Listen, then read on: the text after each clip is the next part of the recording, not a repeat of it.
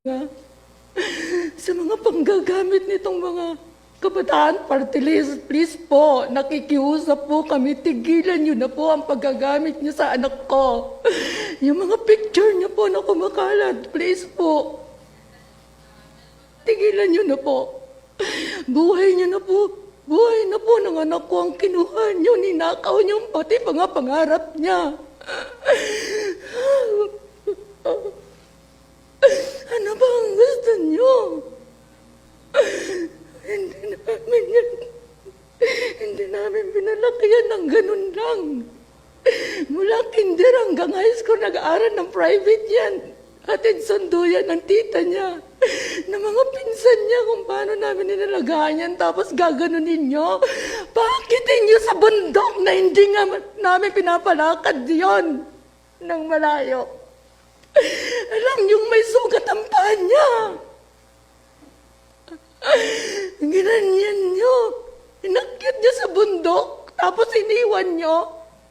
Tapos ngayon kayo pang may ganang sumigaw ng hostesya. Kami yung kinibuhan niyo ng pangarap. Kami yung ninakawan niyo. Bakit po kayo ganon?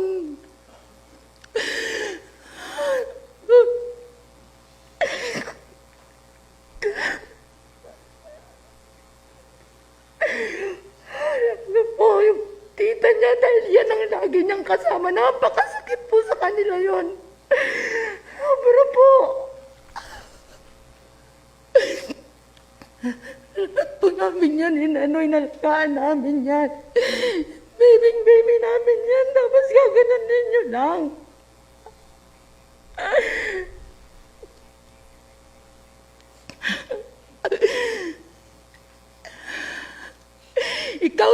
Ikaw yung leader ng kawalang iyan ng party list, kabataan party list na yan.